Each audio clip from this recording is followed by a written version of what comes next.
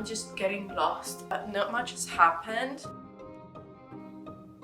What is happening? What? Have you even read the book? So I've never read a classic.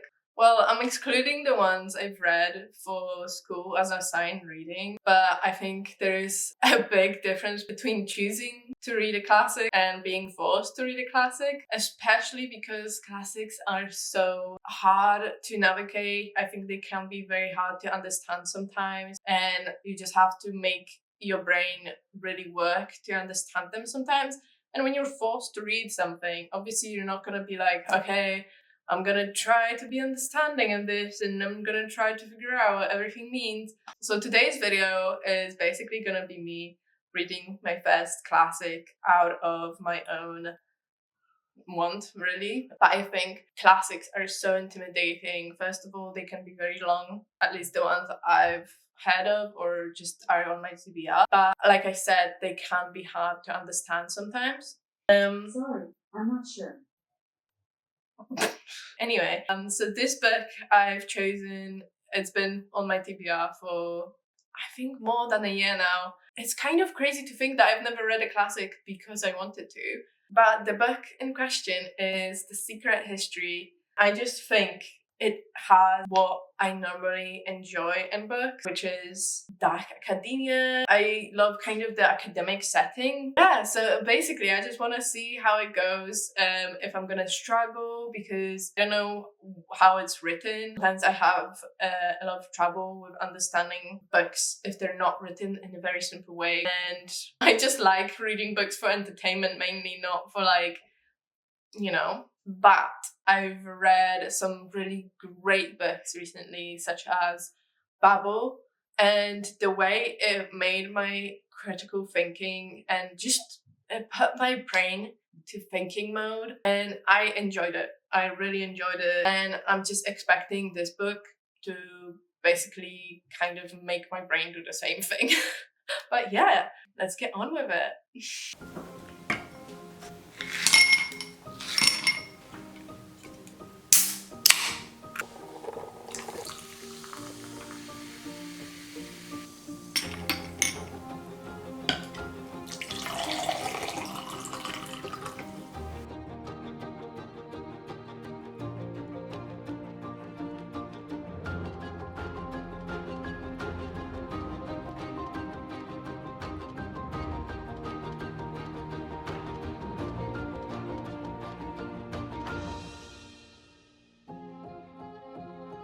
So I've been reading for about an hour and a half and I've only read 40 pages. It's kind of weird because it's not written very difficult. It's an easy language except for the parts about the Greek and just their lessons. They're worded in a strange way to me, and whenever they start talking in the lessons I get lost. It just kind of seems to me like there are words spat at me and I don't even know the meaning of them. There were a couple of words actually that I had to check the meaning of because I didn't know them. It's taking me very long to read any pages, and I think it's because the text on the pages is very like tight and compact. It's just taking me much longer because there's not much dialogue either. So I think I will download the book on my Kindle and see if that helps me with my reading speed. I think it's interesting what's happening, that he got to school, there is a secret course in Greek and it's very exclusive. I think it's a very cool concept so far. However, yeah, like I said, I'm just getting lost in what they're saying during lessons and about Greek and about philosophy. I think maybe it's gonna be easier to concentrate on what I'm actually reading when it's less words on it, but the words are bigger. I will have my dinner now and then read some more on my Kindle after.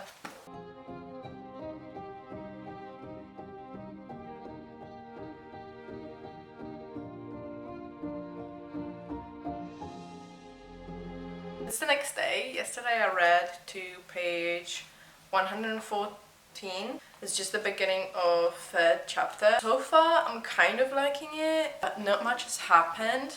I know there's more happening right now. I feel like things are gonna pick up more now. I don't mind that there is not much happening because I like that we get to know the characters more, and definitely the main character, we get to be inside of his head a lot, and we get to understand him and his mind and how he's working and just like his thoughts and feelings. And I'm kind of enjoying that. We also get to know how the relationships within the friend group kind of work, and also had a thorough look on how money impacts our main character's point of view and also the friend group, because he is kind of the poorest guy on the course and everyone else is really rich, so he kind of feels left out, and I feel like that's probably gonna be a big point of the book. So I'm interested to see how it's gonna go. I've got my matcha, so I'm ready to jump in today and see where the book goes next. But yeah, I'm gonna jump in.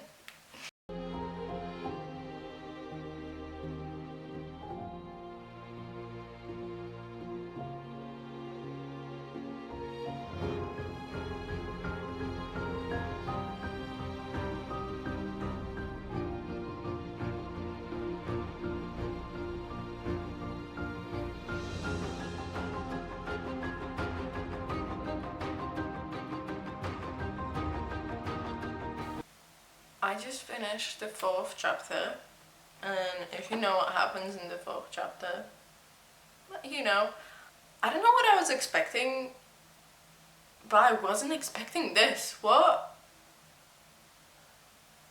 I'm actually still processing, because at first when they started explaining what's happened, well, when Henry was talking, I was kind of very confused because I didn't understand the lesson at the beginning of the book, and it all comes down to that first lesson. And I was just very confused at what they were trying to do. I had to Google it because I didn't know what that meant. And then he continued talking, and I was just like, so yeah, this is where I'm at right now. Definitely picked up pace, I can tell you that. I'm very interested to see where this goes. I know it's supposed to be like a thriller, I think, but then I don't know what else could happen now.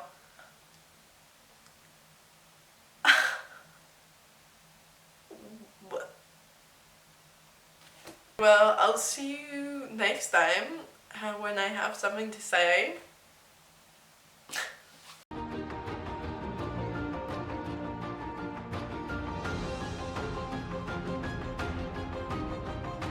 I ended up reading 270 pages-ish yesterday, and that took me through the book 1 and the beginning of book 2.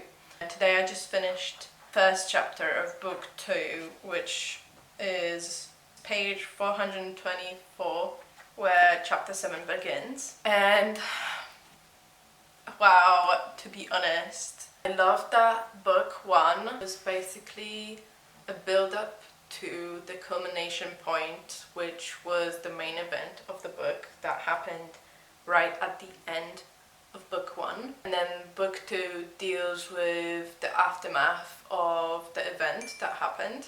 I'm kind of loving it. It kind of surprised me how it happened. I was not expecting it to happen like that. It is said at the beginning of the book what's gonna happen, obviously. So you know what's gonna happen. I just didn't expect it to go how it happened. I'm like 200 pages off finishing it, so I'm probably not gonna do any more updates.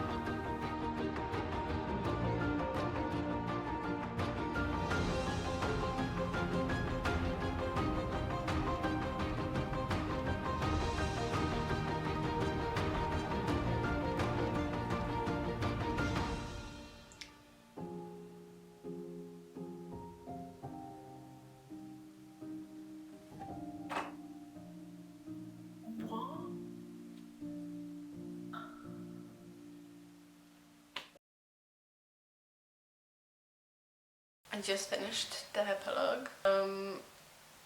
I was not expecting that ending. The epilogue definitely complemented the story and just kind of explained what was happening like after, and I just liked it because you got to find out more about the other characters in the story, not mainly the main characters. I don't really have many thoughts right now. I liked the book. I definitely liked it, but would I say it's my favorite book? No. It's very long. I wouldn't say it's boring because you can immerse yourself in the story very easily. It's an interesting story. There's not really a dull point. Maybe like 40 pages that were kind of like, what's happening? But mainly, like, it's really interesting and there is a lot of plot and a lot of plot twists, and the characters, they start off really interesting and intriguing. You're very much hooked in to find out what all of them are about, and you want to get to know them. It's kind of like you're Richard, the main guy. You just want to be included into their circle. I like that aspect of it, that it was just an exclusive thing and nobody else around them knew what was happening. But as the story goes on, you get to know the characters more and more, and the characters become so crazy, and I think I saw some people say that they become unlikable. Yeah, I can see how all of them are unlikable, except for Richard. I think I have a soft spot for Richard because he's the narrator and I get really attached to the narrators. I am always attached to the main character, but that's just a me problem. I don't know if I'm not seeing his flaws. I don't really have many thoughts myself. I think I need to read some Goodreads reviews and see what other people say and just like kind of gather my own thoughts. I only read, I think, one good review and one really bad review. Most of the reviews that I saw on Goodreads were either 5-star or 1-star. Frankly, I don't know how you could rate this book 1 star. I rated it 4 stars. The style in which it is written is very telling in Richard's character. It's written from his perspective, looking back on the events from 1 year of his college education. And throughout the story, we can tell that Richard just wants to be involved, just wants to talk about everything. He just wants to remember and be included. After the events have happened and after the ending of the book itself, the group kind of wants to forget about everything except Richard. He kind of is stuck in the past. It's kind of like a defining moment for him. I think it's understandable, but I can also understand that all the characters wanted to forget about everything. I saw people saying that Francis and Camilla have no personality. Have you even read the book? I feel like all of the characters have a lot of personality. They're very complex characters. They're all morally grey. Even Richard, I think, is a bit... he's a bit questionable. I just feel like all of them just have something about them that you like them, but also you don't, you really hate them. I just found it very fascinating how we could have those kind of visceral emotions to them. I found this style of writing really easy to read. It was very heavy on the descriptions, and like I said before, I really like that because you get to really immerse yourself and get to know the characters and the scenery and everything. It just kind of helps you be in the moment, be in the story. I felt like it was a really great book and a very great introduction to classics. If you follow me on Goodreads, you probably saw my reactions and updates on Goodreads while I was reading it, and if you're not, feel free to follow me. I will have a link in my bio that has a link to my Goodreads and my TikTok. Thanks for watching this video. It was really fun to film for me, and I hope that you are interested in more of these kind of challenges. And yeah, see you in the next one.